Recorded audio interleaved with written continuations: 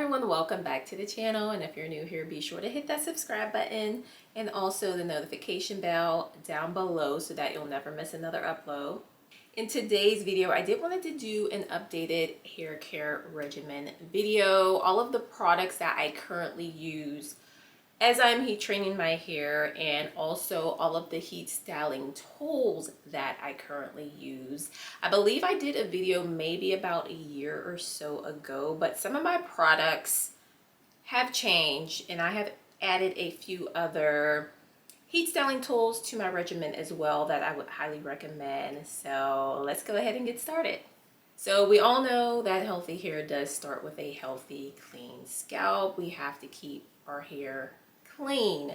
So this is one that I currently love. It's the Olaplex 4C Clarifying Sulfate-Free Shampoo. I have used this many a times in my most recent wash day routines. This is a really good one, I find, if you're heat training your hair. It's going to clean all your hair. It's going to remove the buildup without stripping it, which I really like. So I do currently wash my hair about every 3 weeks, so that's just currently what I do. So next I'm going to talk about the current deep conditioning hair mask that I currently use or would recommend if you don't know where to start in your heat training hair care regimen. But I do have 3 that I like to use, and it's always extremely important to follow up after using a clarifying shampoo in order to put the moisture back into your hair. And I do use a deep conditioning hair mask every single time I wash my hair. And before I was using a rinse out conditioner. I don't do that anymore. That's an unnecessary step. You can just go from the clarifying shampoo right to the deep conditioning mask. So this is one that I have used for years. I absolutely love this deep conditioning hair mask. So this is going to be by Shea Moisture. It's their Manuka Honey and Mifura Oil Intensive Hydration Hair Mask. Absolutely love this. You've seen this plenty of times on my channel. So another hair mask that I have been loving. This one's going to be by Fenty Hair. And this is the Richer One Moisture Repair Deep Conditioner. So this one is going to provide your hair with both moisture and protein.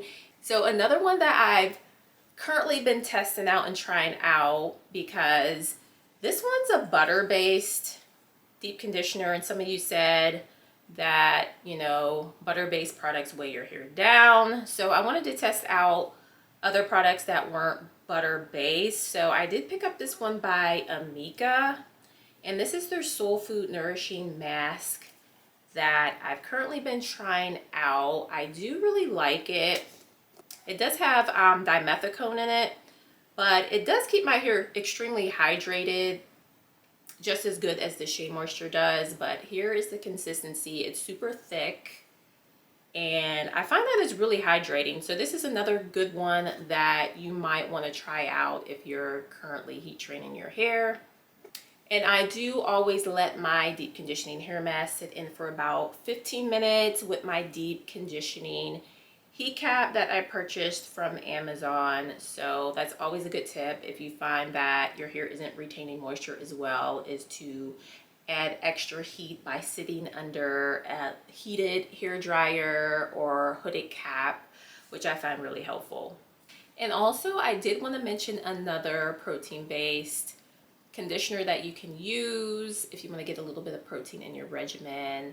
And the one that I use, it's the Keratin 2-Minute Reconstructor.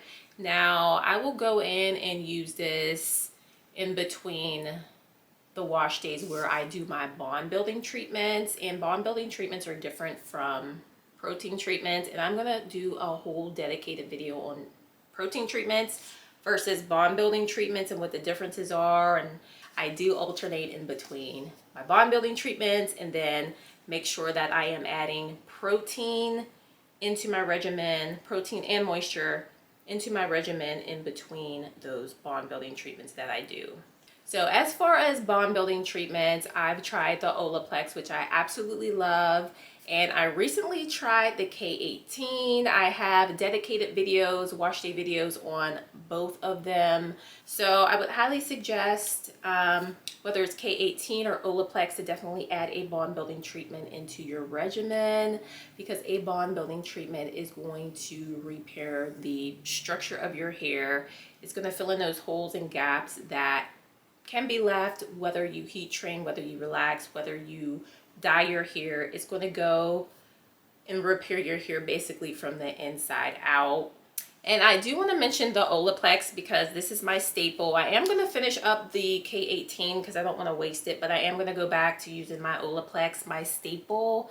And I do use the number 0 and the number 3. So we washed, we deep conditioned our hair for at least 15 minutes. So the next thing that I do before I even start my blow dry process is that I go in with a leave-in conditioner. Deep conditioning mask is going to help you put moisture back into your hair. A leave-in conditioner is going to help you to retain the moisture. So the one that I currently love, it's by Kenra. It is the Luxe One leave-in conditioner. So I usually just go in with a very small amount of this. A little bit goes a long way when you're going to do a silk press. So I usually just do maybe like 3 to 4 pumps of this.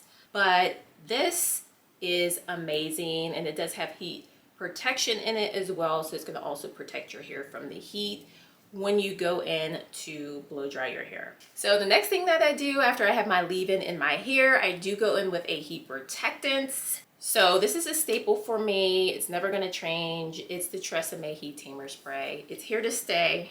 So I just go in with this. I spray it all over my hair when my hair is damp. And then I proceed with my blowout. So you got your leave-in conditioner in your hair and your heat protected. Next, I do go in with my blow dryer. And this is the one that I currently use. It's the Tymo Airhype Lite. I do have a dedicated review on this blow dryer. So if you want to see that video, be sure to link it down below in the description. But I absolutely love this blow dryer. It was sent out to me by Tymo, and I absolutely love it. Still use it. This is my staple one that I currently use and would recommend. And I do go in with my Thermal Olivia Garden paddle brush.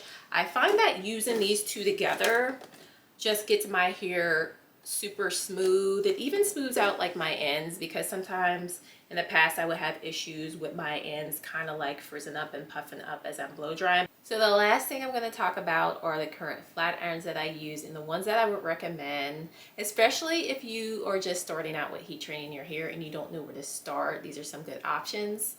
So the first one that I'm going to recommend is the Tymo ring. I also have a dedicated video on all of these flat irons that I am going to be showing you. And this one is really good. I kind of gravitate towards this one when I want more of a softer silk press, but I believe this does go up to 402 degrees Fahrenheit, so you can use it for just a regular silk press as well. It will get your hair fairly straight in my opinion, and it is ceramic, so it's going to be more gentler on your hair in comparison to titanium flat irons, which can create hot spots on your hair and could cause you to be more prone to heat damage. So I always recommend ceramic flat irons. And also for me currently, I do use about 380 390 degrees on my hair, so that's just what currently works for me.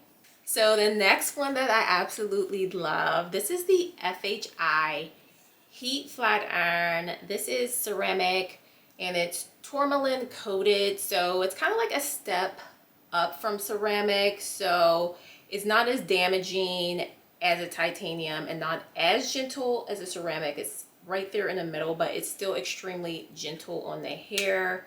This is also a good one that I find that helped me with preventing my hair from kind of getting like super puffy during like the summer months. It's really good at controlling frizz and like giving you like that sleek look, and it really leaves your hair with a really nice luster. So I would definitely recommend FHI. So I just put it down to 370 whenever I use this flat iron, just so that I'm not creating damage to my hair. But all in all, I do like and recommend FHI flat iron. So another one that I recently tried and absolutely love, I got this one from Amazon. At the time that I purchased it, it was only $27. Just starting out with your heat training journey and you don't want to spend the $100 on the FHI, then I would highly suggest you get this flat iron. And this one is from Remington. This is the Remington Pearl flat iron. Absolutely love this. So this one, I believe, goes up to 450 degrees, which nobody should ever be using 450 degrees on their hair. When I use this, I use 390 degrees. And I like that this has digital readout on it, so you can see exactly what you are flat ironing your hair on, which is a plus for me. I absolutely love that feature. And it's ceramic, so it's not going to damage your hair. Stay away from like the Babyliss Pros and all those things. Now, I do use the titanium flat irons twice per year, and that's only when I'm getting my trim. That's just what my hairstylist uses at her salon, but that's only twice per year. So after I do my silk press, I do like to follow up with a bonding oil. I've seen so many people try this out on their channels. This is the Olaplex #7 bonding oil. Now, I just like to use a little bit of this, like maybe 2 to 3 drops, because a little bit goes a long way. Rub it into my hands and just finish my hair with that bonding oil. So I feel like that's a good way to actually seal in the moisture for your hair after you went in and washed it, deep conditioned, added your leave-ins, and then you finish with this bond building oil. It really helps with moisture retention. But I hope you found this video helpful. Thanks so much for watching, and I'll see you in the next video.